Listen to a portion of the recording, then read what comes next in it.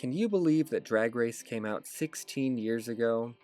I was just a 13-year-old when it came out, and I didn't think when I was watching that Season 1 filter that I would still be here 16 years ago, let alone making a YouTube channel about it. I didn't even know that YouTube could do anything other than the shoes video at that point, but here we are, the march of progress. With so many seasons of Drag Race, there have been over 200 contestants on the regular seasons of Drag Race US. With so many contestants, you probably have forgotten a lot of them unless you're chronically online like me. Today, I wanted to reminisce about some of the Drag Race contestants of the past. For today's video, I'll be counting down the 9 most forgotten challenge winners on Drag Race. These, for the most part, are contestants who did great on their season, amazing enough to win a challenge, but have been kind of forgotten to the sands of time. So let's count down the top 9 most forgotten challenge winners on Drag Race. Just as soon as I make a comment about somebody being lost to the sands of time, I bring up a contestant who was on the most recent season. I feel like Geneva Carr is one of those contestants that wasn't hugely remembered amongst the cast. Geneva had a crazy track record. She was in the top the first episode, the talent show, then she lip-synced twice in a row for her design look and the RDR Live challenge, then she won the girl group challenge as a part of the girl group, and then she was eliminated. Geneva Carr? No, how about Geneva Roller Coaster? Today, I want to talk about her winning performance in the girl group challenge.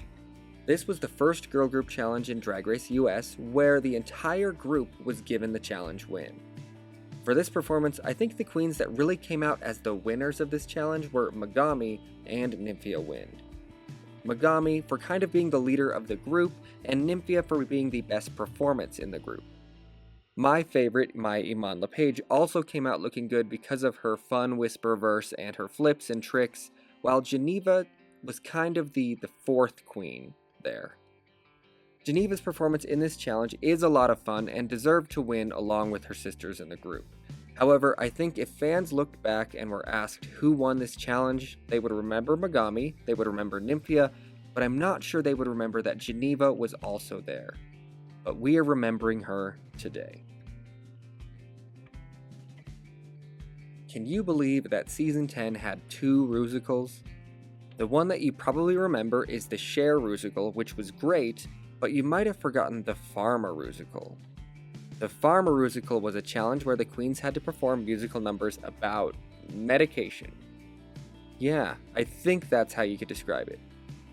The queens were split into 2 groups with 2 team captains, Asia O'Hara and the Vixen. How were Asia and the Vixen selected to be team captains, you might ask? Well, they won the country-themed dance-off mini-challenge. With these mini-challenges, there are just a lot of ways for the producers to give the contestants that they want to have a win the storyline. I mean, all the queens were doing was just dancing around in country-style clothing, so the producers really could pick whoever they wanted. I mean, look at this challenge. Change your mind, 'cause I was born to be the baby girl without a chance, a victim of circumstance. And they knew that the Vixen was going to give them drama, they were going to give them intrigue, they were going to give us spice. Oh wait, she wasn't coming until season 15, but they knew the Vixen was going to be interesting and a character on this season, so they picked her as one of the team captains. In the Farmer musical, the Vixen's team was clearly the better of the 2 teams, but I would argue that some of the other contestants on her team did better than the Vixen. It seemed like Monet Exchange or Cameron Michaels or even Ms. Cracker could have taken the win because of their performance in the challenge over the Vixen.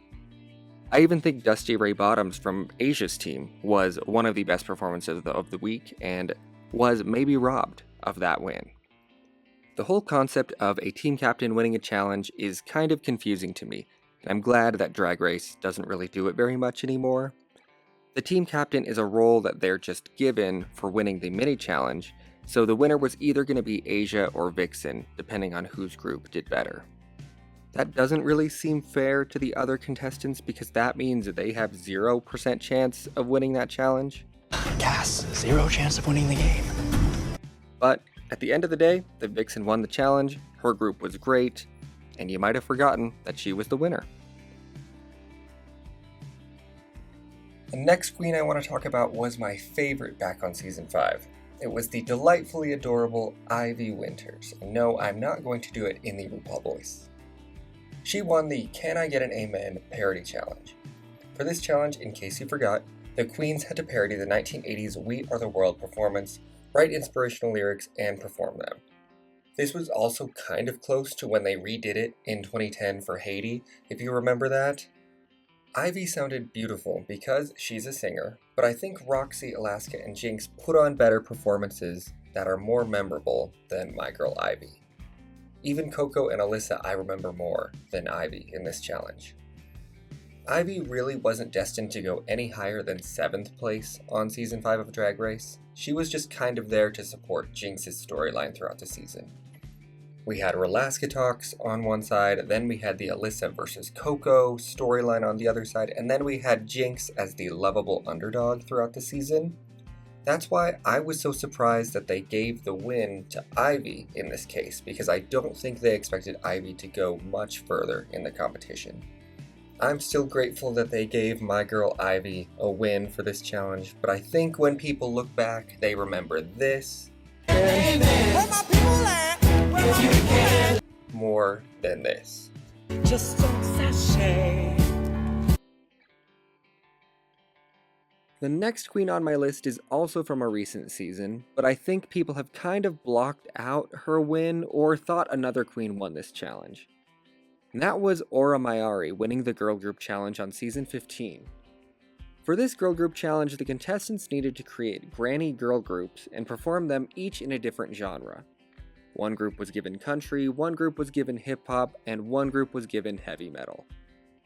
Aura was in the metal group along with Sasha Colby, and Aura did fine in the challenge, but Sasha out-metaled her, as did a number of queens on the other groups, like Lucy LaDuca and Mistress, and even Lux.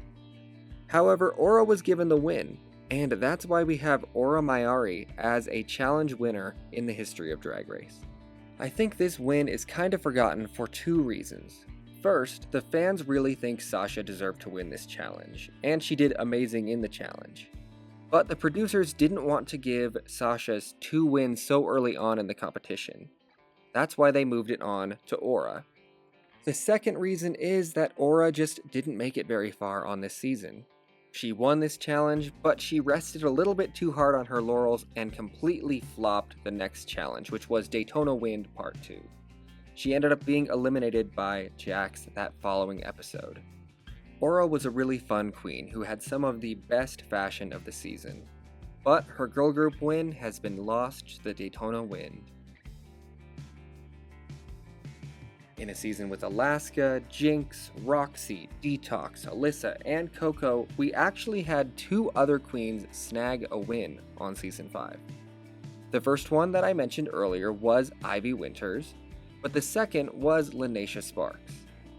Many people probably remember Linacia for her amazing wrapping paper created look that was created in the very first design challenge of the season.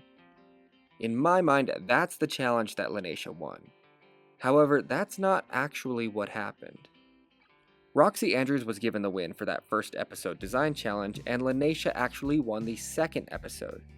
That second episode, that was the famous Lip Sync Eleganza Extravaganza, where the queens went back and lip synced to famous moments from the first 4 seasons of Drag Race. Linacia won by playing Tyra in the famous Tyra vs. Tatiana face-off on Season 2. There are 2 reasons why I have Linacia here at number 5 on this list. Number 1, I don't think people remember that Linacia was the winner of this challenge. I think people think that maybe Jinx was the winner. That's who I remember from back then. The other reason is that Linacia did so amazing in the first design challenge, most fans probably expected her win to be that challenge over this particular challenge. Linacia really was a triple threat on this season, and if it wasn't for a bad snatch game, we might have seen Linacia go much further. One of the most controversial contestants at the time of their season airing was Laganja Estranja. Her roast performance was so legendary it's still referenced years later. Laganja was not favored among fans or producers, so her performance on season 6 suffered for that. However, she did manage to win a challenge on season 6. The challenge that Laganja won was called Glamazons of Color Evolution, which, if you heard it, you probably don't remember what it was. This challenge had the queens creating infomercials in pairs for one of RuPaul's makeup products. In these early seasons, Ru really was just using the show as free advertising. Most of the queens did okay in this challenge, and Laganja and Adore were selected as the winners for putting together a pretty funny and cohesive commercial. The two of them were high schoolers, and they used Color Evolution to be even more bitchy when they put it on.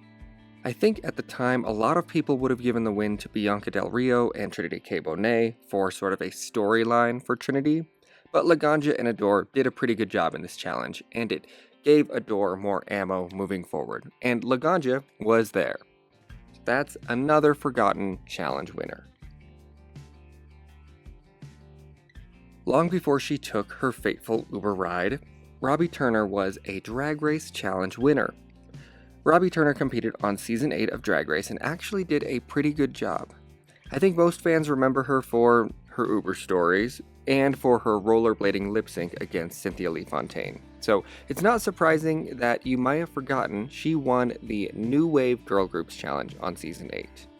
In the early seasons of Drag Race, the RuPaul Girl Group Challenges generally included queens performing random performances for a studio audience of a song that they wrote verses for. Season 8 was no different, where the queens were split into 3 groups and had to create a performance inspired by new wave rock music. What I remember most from this challenge, I don't know if you do, was Derek Barry's group who sang about the Rectangle Girls of the World.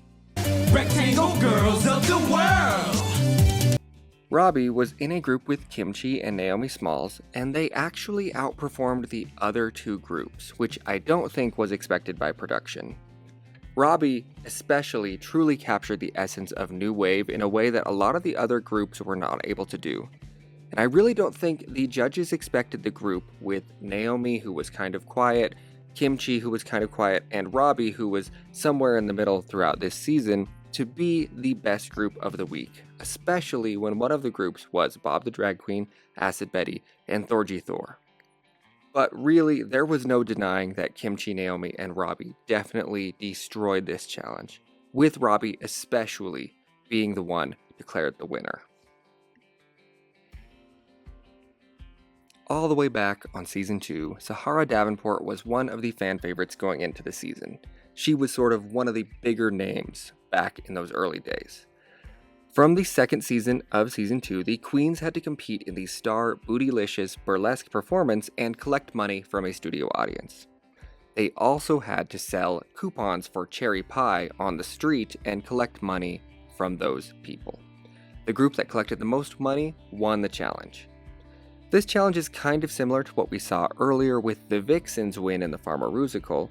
This challenge, the queens had to split into 2 groups with a team captain depending on who won the mini challenge. For the mini challenge, the queens had to create a mini RuPaul doll and transform her from a lady to a tramp. Pandora and Sahara Davenport were selected as the winners of the mini challenge and were selected as the team captains. Both Sahara and Pandora did great in their respective groups, especially Sahara, who was extremely pushy getting money from the people on the street. Sahara here was given the win because of her role as the team captain. And I think this win isn't as controversial as the Vixens, simply because she really led the group and did a great job herself in the performance, and she was one of the best. Unfortunately, we lost Sahara a few years later, but her legacy lives on as one of the first Drag Race Challenge winners. So let's take a moment and celebrate Sahara.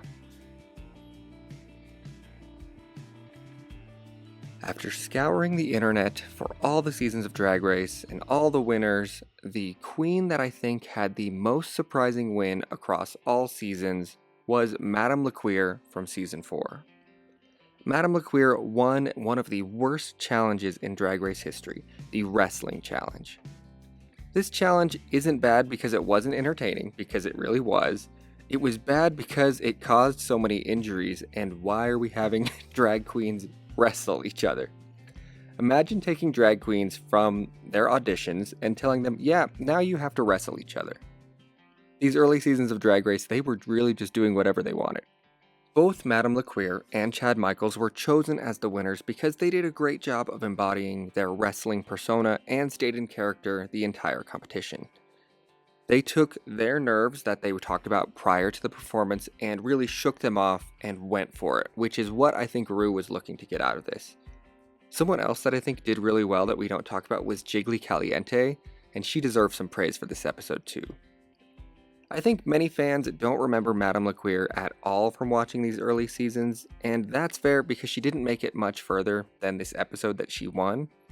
However, she can hang her hat on the fact that she is one of the queens who has won a challenge on Drag Race, and the majority of queens don't do that. You know who didn't win a challenge on Drag Race until their third time competing? Jujubee. That's right, Jujubee, one of my favorite queens of all time, didn't win until All Stars 5. So we need to put some respect on Madame LaQueer's name. With a show being on the air for 16 years, it's no surprise that some of the queens are going to be forgotten as time goes on. But today, I hope you remembered and celebrated these challenge winners from the past. And stay tuned for more fun things here on Wild Spear.